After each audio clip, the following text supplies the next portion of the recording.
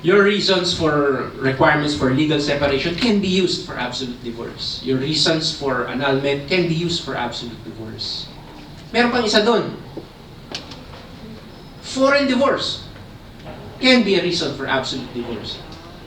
Foreign divorce? Ibig sabihin, pag pumunta ako sa ibang bansa, hanapin ko lang yung bansa dyan for a fee para ma-divorce ako, balik ako sa Philippines, apply ako absolute divorce, ma-approve ako. Yes. Yes. But that's not the only dark and bleak thing about that. It makes every person, every citizen of the Philippines, know that the marriage as defined by the law is no longer as an inviolable institution. Ibig sabihin ng inviolable kasi po, it cannot be broken. It's a permanent union. Pag pumunta ka sa dentista, di ba tinatanong ka minsan, Ma'am, yung sa anak nyo, milk teeth pa ba yan o permanent? O, di ba? Ang sabi, milk teeth, okay lang. Milk teeth, eh. Pero pag sinabing permanent, ay kawawa. Pag wala na yan. Di ba? Pag natanggal, wala na. There is permanency. Now, if we just apply logic, if the law, family code, defines marriage as a permanent union, and then you have another law that says absolute divorce, that it can be broken, ay magkakagulo na tayo. Diba? Kakagulo na. Definition pa lang. Where is the problem then? Where is the problem then? The problem then is the people who make these laws. The people who make these laws. Meron kang mga congressman, hindi masyadong nag-aaral, popular lang kasi, maganda ang pangalan. Minahal niya sa lolo niya, minahal niya sa tatay niya, kaya siya naging congressman. They make laws, and they don't have the will or the intent to understand bakit pa may family code. Inaaral din nila, inaaral niya. Basta meron silang staff, meron kami staff ng lawyers dito, 10. Sila nang magbahala dyan.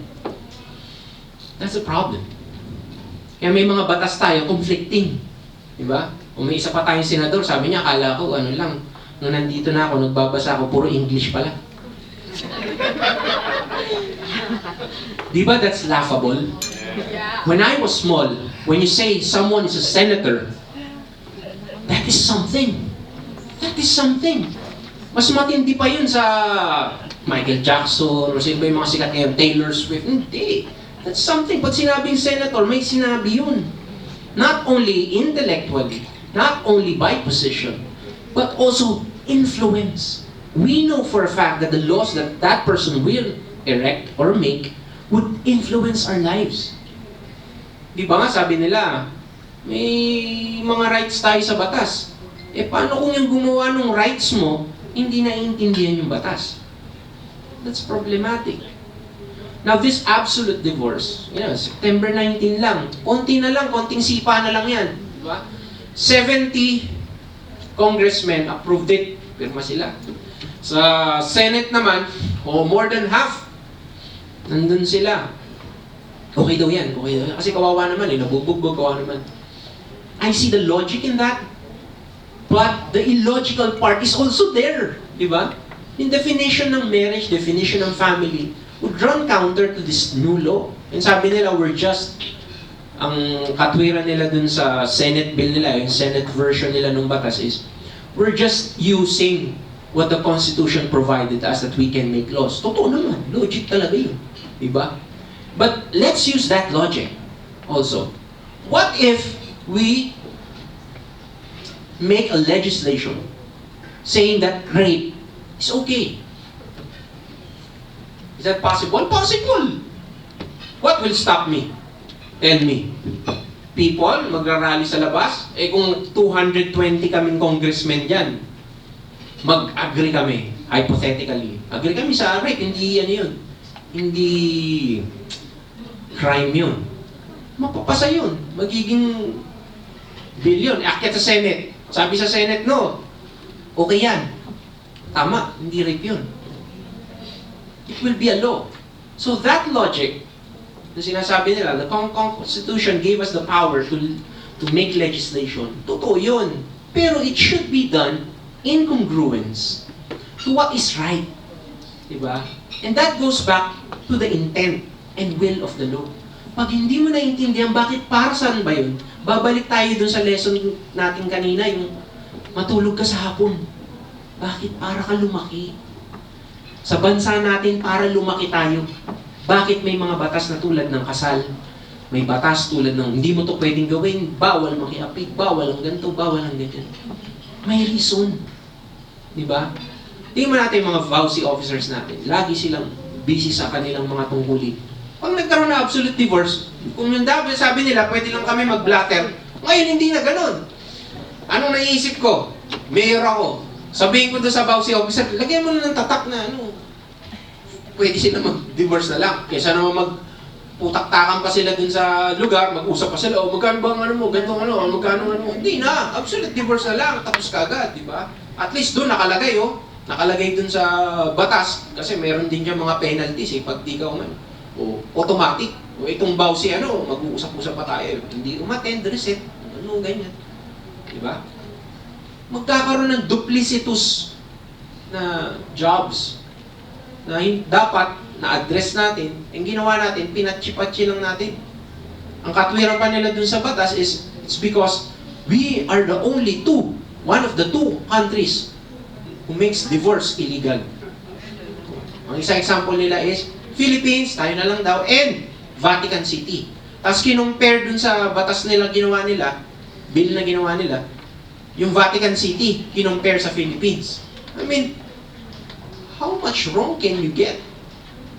Paghihiwalayan ko ba yung asawa ko, gagawin kong comparison, yung hiwalayan ni Tiger Woods at saka nung asawa niya? Gagawin ko ba yun? Gagawin ko statistics, yung statistics ni Tiger Woods, para i-apply ko dito sa hiwalayan dito. Diba? I cannot see the logic in there. Diba? But these are congressmen. They have power. Kaya napaka-importante nung sinasabi nila, yung pagboto, pipiliin mo. Napaka-importante.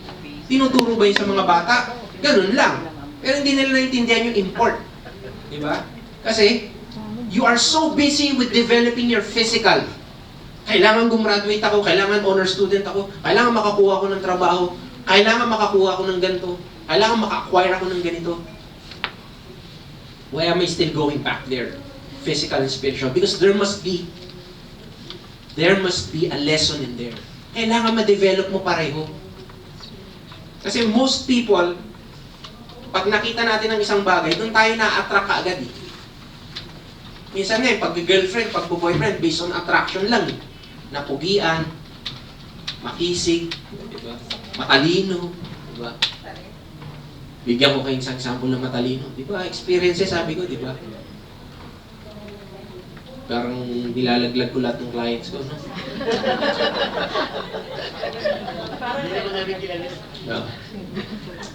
Sabihin na lang natin, tanyag siya. Tanyag siya sa larangan ng... Marami naman sila. Medisina. Hindi ko na i-describe yung niya, yung itsura niya kasi ma-identify. Basta sabihin ko, pogi. Pogi. Pogi. Maraming branches siya ng clinic niya. Kinakalaban pa yung matataas na yung mga top clinics dyan sa Metro Manila and all over the Philippines. I was asked to go to their board meeting to represent. I was representing the lady, the wife. For all intents and purposes, kala nila I was there as a lawyer para represent lang siya dun sa board meeting nila, sa shareholders meeting. So I went there, punta ako. Siyempre, nakita ko nila nung asawa. Minelcome ako, ganyan. Ang ganda ng ganda ng reception. But then right after that, after nung board meeting, I went there for my most important purpose. Sinabi ko sa kanya, magkakaso kami sa kanya. Sabi niya, why? Rape. Yung wife, kinasuhan yung asawa ng rape. Pwede ba yun? Yes. Meron yung rape, di ba? Alam niyo yung sasabi niyo, yung asawa ni rape. Hindi! Hindi niya ni-rape yung asawa. Yung 7-year-old na anak. The kid went to the mother, said, "Mom, why is Daddy always giving me food, giving me toys? And then he always asks me to go to his office. Why is he always doing that?" Magano siya. Tapos, he's kissing daw, ganyan. And then, some sexual things happened. No, anong nanay? Siyempre, medical legal. And there were lacerations. Healed for like 30 days, ganyan. So there was really something that happened. This is an example of a person who is physically developed. Mapera, maraming pera, naliligo sa pera, matalino, doktor, pogi. Pag nakaharap mo siya, kakamayan ka pa niya, hindi ka mangingimi. Magaling magsalita. Pag kinausap mo, parang wala kang makikitang mali sa kanya. But he's empty. He is empty. Nirape mo sarili mong anak. Tapos magkakaso-kaso, ganyan-ganyan. Nasaan ang kulang? Nasaan ang problema? Again, spiritual. Hindi niya dinevelop yung character niya eh. Siguro bata pa siya, ganun. When you go to graduate school, and I'm telling this, flat out. Pag pumunta ka sa graduate school, punta ka sa law school, pumunta ka sa med school, pag mga lalaki kayo, mga pinag-uusapan nyo, puro real interest nyo lang. Ibig sabihin, sexual. Mukha lang disente mga mukha namin doon, mukha lang okay kami kausap. Pero gano'n ang pinag-uusapan. Pag may dumaan na babae, sexy,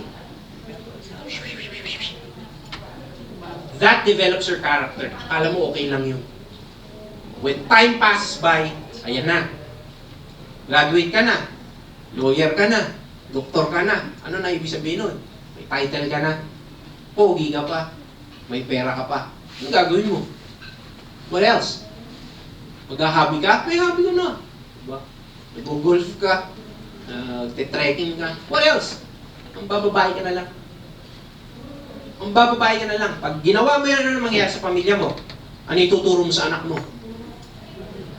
Lesson again. Client. Sabi ko dati, when I was starting as a lawyer, sabi ko, gusto kong maging lawyer ng mga billionaires.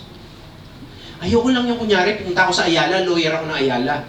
O, lawyer akong billionaire. Ayoko nung ganun. Gusto ko face-to-face. When I talk to that person, he has a plan on how to expand his business. I want to understand him. And I want to advise him directly. Mahirap yun. Diba? Wala kang kilala, pupunta ka doon, kakausap mo, billionaires. Ano ba ang definition ng billionaire? Definition ko ng billionaire is a US dollar billionaire. Hindi peso billionaire. Ayoko nun. Gusto ko US dollar billionaire. And I should know the assets. Kailangan alam ko. What's my purpose? I said, I wanted to study the mind of a person who does that. Paano siya naging billionaire? Paano siya naging super successful? And you won't appreciate that just by reading Forbes magazine. Nakikita mo sa Rappler, sabihin, dati nagsimula, sapatero lang, tapos biglang yumaman, nagsikap, ganyan-ganyan. Siyempre lahat ng kwento nun maganda. Diba? Inspiring. Ang ganda. So ikaw naman, bata ka, sige mag-aaral ako, baka sakali parang araw magiging ganyan din ako. Parang araw magiging magnet din ako. But they don't really understand what goes on in that. Again, bakit ko pinag-uusapan to? It has something to do with family. To understand what you need. To have a certain solid family. You have to have that spiritual being developed. I have worked for at least 3 billionaires. One in real estate. Hindi ko na sabihin iba. So, ganun lang, real estate, at least marami yan. Yung iba, medyo, medyo specific, madaling ma-pinpoint. We would have board meetings, straight. Accounting, ganyan, finance ang usapan, legal ang usapan. Pero after that, what do they talk about? Sex. Talk about sex. We have investors, bigyan yan. Prostitutes. Pero pag nakita mo siya sa labas, kumabas sa TV. We are promoting this corporation because we believe in the Filipino people. We believe in the talents of our young generation. Ganyan magsalita. Pag tinignan mo yung resume nila, kumpleto. Ateneo graduate, UP graduate, UST graduate, nag-aral pa sa ibang bansa. Perfect. Tapos gagawin, celebrate yung wedding anniversary nila ng asawa niya sa umaga, sa gabi kasama 10 prostitutes. Ganun kagahaman. Yung nakikita mo lang sa comics, nakikita mo sa TV, wala yun, panis. Simple. Di ba nga sabi nila, reality is stranger than fiction. That's the truth. When I talk to them sometimes, medyo parang nasusuka akong konti. Kasi kala ko sira ulo na ako ng bata, tapos gano'n ang nga nakakausap ko. I want to learn more about them. Sira ang pamilya. But they're billionaires. Diba? Tapos yung mga bata, gano'n ang ina-idol. Tingnan mo sa social media, sabi niya, paglaki ko, magiging influencer din ako. Bibili ako ng ganitong bahay, bibili ako ng ganitong sasakyan. You're not developing the spiritual being of the person by making those people your idols. Just a week ago, I went in a mall. There was a bunch of kids, maybe first year college or something like that.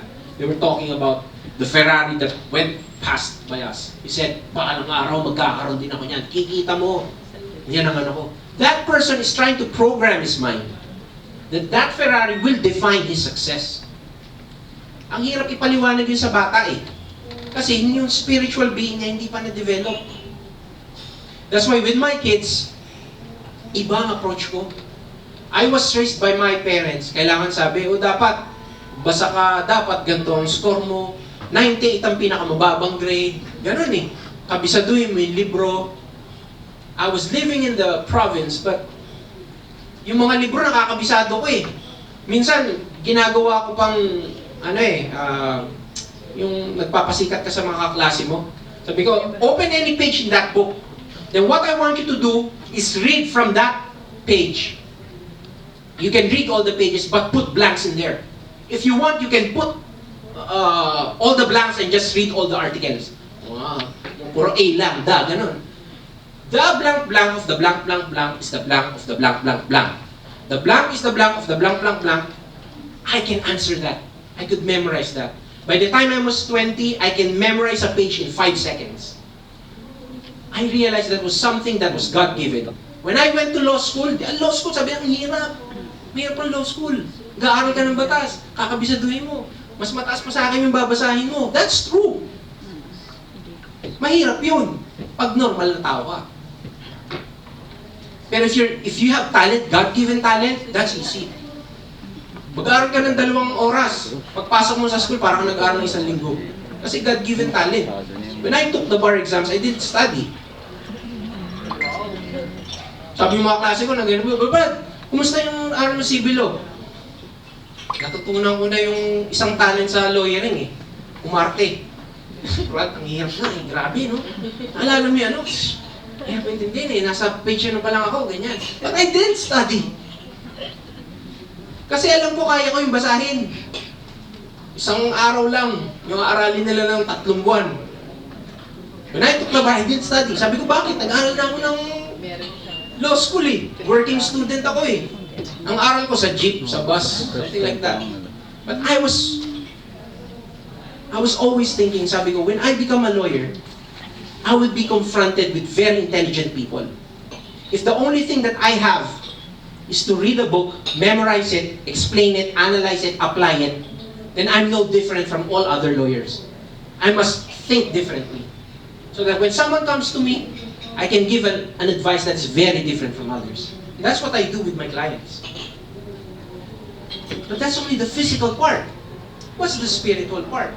The spiritual part there is when I took the bar, sabi ko, God, kayo naglagay sa akin dito. Hindi ako pupunta rito kung hindi nyo nilagay dito. Pati yung pagpasa ko, papasa ako dito. Hindi ako nag-aral. I didn't tell my mom. I didn't tell my parents. I didn't study. But I believe. I believe that my years of study in law school provided me with a foundation to answer all those questions in the bar exams. Hindi ko alam kung ilang subjects ang bar exams ngayon, pero 8 subjects kami nung 8 subjects, I got 6 subjects live of 8. My highest was tax, 89. Which sabi nga, mahirap tayong tax. But the thing is, ba't ganon? Sabi ko, praise God. That's not me. Hindi ko nagawa yun kasi matalino ko. It was God-given. Nabasa ko, naintindihan ko agad eh. Diba? So it's God-given. When I pass the bar, it's not